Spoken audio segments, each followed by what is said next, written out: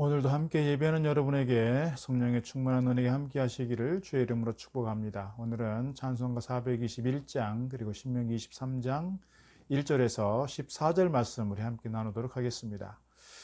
오늘 본문에 가장 자주 등장하는 단어가 있습니다. 그 단어는 여호와의 총회입니다. 오늘 6번에 걸쳐서 등장하고 있습니다. 여호와의 총회가 뭔가 여러 가지로 해석할 수 있겠습니다만은 첫 번째 해석은 장로들의 모임 이렇게 이해할 수 있고요. 또 하나는 이 보통 해석하는 것이 이스라엘 전체 회중, 이스라엘 백성들의 총회, 이것을 여호와의 총회 이렇게 이해할 수 있고, 또 하나 오늘 본문의 문맥에서 살펴보면 오늘 9절 말씀에서 네가 적국을 치러 출진할 때에 하는 걸 생각해 보면 오늘 이스라엘 백성들 가운데에서 특별히 적군을 치러, 즉 가나안 정복 전쟁을 이루어가는 과정에서 출전하는 그러한 군인들의 모임, 이렇게 우리가 군사 공동체 이렇게 이해해 볼 수도 있을 것입니다. 어쨌거나 중요한 것은 여호와의 총회는 하나님께서 택하신 백성들의 모임이다, 이렇게 이해하시면 좋겠고, 오늘 이 본문의 상황과 배경을 통해서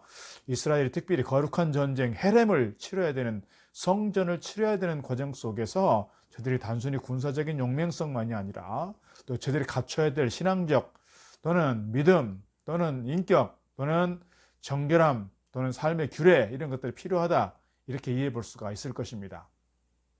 오늘 여호와의 총회에서 제외되는 사람이 먼저 등장합니다. 첫 번째는 1절 말씀에서 특별히 생식기의 문제가 등장하고 있습니다. 고환과 음경의 문제가 등장하는데, 이것은 그들이 어떻게 보면 사고를 당할 수도 있고 다칠 수도 있겠지만 본문의 문맥에서 이해해 보자면 이방 신상들에게 자신을 바치는 행위로서 그렇게 일부러 상하게 하는 그런 장면도 볼 수 있고, 어쨌거나 이러한 생식기의 어떤 상한 부분들은 하나님께서 아브라함을 통해서 하늘의 별처럼 땅의 모래알처럼 많은 백성들을, 많은 자손들을 주겠다고 하는 그러한 어떤 약속에 있어서 참여할 수 없는, 동참할 수 없는 그런 부분들이라고 볼 때 저들은 여호와의 총회에 참여할 수 없다, 이렇게 말씀하고 있는 것입니다. 두 번째는 사생자에 관한 말씀입니다. 사생자라고 하는 것은 특별히 근친상간이나 또는 혼의 관계 속에서 간음과 간통을 통해서 일어나는 그런 일들이겠고요. 오늘 특별히 본문의 배경에서는 이방 신전에서 창기 노릇을 하는 매매춘 여성들과의 관계 속에서 낳아진 자식들에 관한 그런 부분들인데, 이러한 사생자들에 대해서는 그들이 족보 없는 자식이라고 보고 이스라엘의 총회에서, 여호와의 총회에서 제외된 사람들이다, 이렇게 말씀드릴 수 있습니다. 또 하나 오늘 본문에서 제외되는 사람들이 있는데 모압과 암몬 자손들입니다. 사실 모압과 암몬은 아브라함의 조카인 롯의 후손들입니다. 그들이 소돔과 고모라에 있을 때 아브라함이, 하나님께서 그들을 택하셔서 고모라 성으로부터 탈출하게 했지요. 그래서 롯과 가족들이 나오게 되었는데, 롯은 어떻게 아브라함을 통해서 말씀을 듣고 이렇게 나왔어요. 그런데 자기 딸들이 둘이 있고 사위들이 있는데 사위들은 그 장인의 말을 농담처럼 여겼다, 장난으로 여겼다는 것이고요.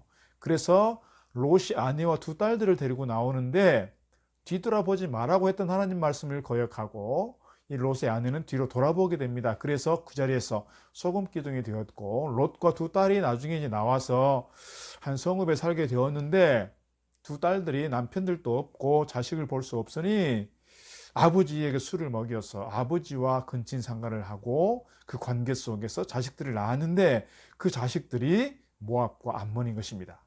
그런 점에서 오늘 이스라엘 공동체하고 이 모압과 암몬은 어찌 보면 조상들로 따지면 친척관계 또는 형제관계가 될 수 있는 것이죠.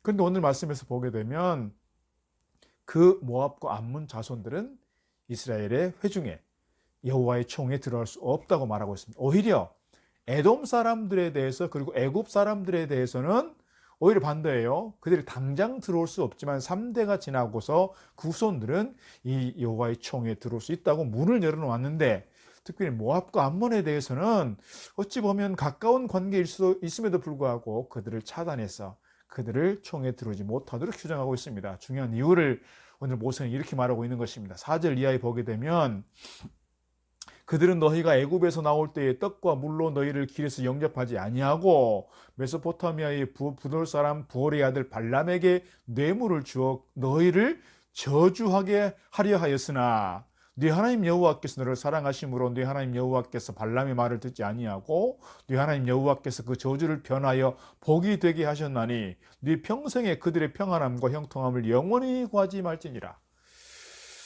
이스라엘 백성들이 이 가나안 땅으로 들어오는 과정에서 에돔 땅만이 아니라 사실은 모압과 암몬 지경도 지나올 수 있게 되는데, 모압과 암몬 사람들이 파죽제수로 몰려오는 그 이스라엘 사람들에 대해서 경계하게 되었고, 그래서 발람이라고 하는 이방 선지자를 사서 그들을 저주하게 하였는데, 하나님의 사자가 그를 자꾸 입을 틀어서 오히려 이 저주를 축복이 되게 했다는 말이죠.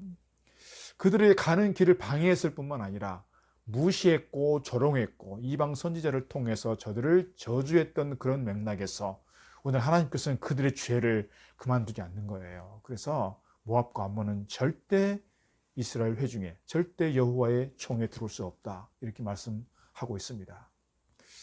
어떻게 보면 정말 하나님에 대해서, 하나님 하시는 일들에 대해서 우리가 얼마나 어떤 마음으로, 어떤 믿음으로 섬겨야 되는지를 우리에게 잘 가르쳐 주는 것 같습니다. 여호와의 총회가 누리는 중요한 특권이 있는데, 그것은 뭐냐면 이스라엘의 진영에 하나님께서 함께 하신다는 거예요. 14절 말씀 이렇게 말합니다. 이는 내 하나님 여호와께서 너를 구원하시려고 적군을 내게 넘기시려고 내 진영 중에 행하셨음이라. 그러므로 내 진영을 거룩히 하라. 그리하면 내게서 불길한 것을 보시지 않으므로 너를 떠나지 아니하시리라. 하나님께서 그들 여호와의 총회에서 주시는 축복과 특권의 내용은 뭐냐면 그들을 구원하시겠다. 그리고 전쟁을 치르게 될 때 적군을 그들의 손에 붙여주시겠다. 하나님께서 당신의 백성들로 택하셨습니다. 당신의 백성들로 하여금 가나안 땅에, 약속의 땅에 들어가게 하시는데, 이제 하나님께서 그 이스라엘 백성들에 대해서, 여호와의 총회에 대해서 계속해서 보호하시겠다. 내가 너의 손이 되어주겠다. 내가 너의 방패가 되어주겠다. 내가 너를 지켜주겠다고 하는 말씀을 계속해서 하고 있는 것입니다.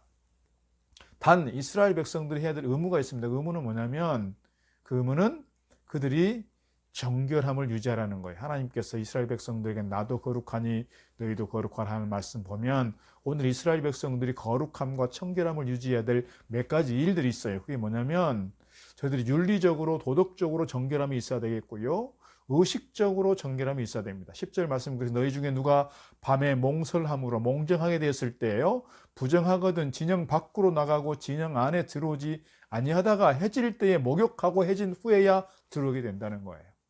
이런 기본적인 정결 상태가 필요합니다. 더 나아가서 위생적인 청결도 있습니다. 12절, 내 진영 밖에 변소를 마련하고 그리로 나가되. 그때 당시에 위생시설이 얼마나 돼 있겠어요. 지금은 다 이게 집 안에 화장실들이 돼 있지만 저희 어렸을 때만 하더라도 다 이렇게 문칸에 있잖아요. 문칸에. 그래서 돼지 키우는 그 2층에 보통 이렇게 있었죠. 그래서 안방에서 최대한 먼 곳에, 그래서 우리 어렸을 때 들었던 속담은 자꾸 뭐예요?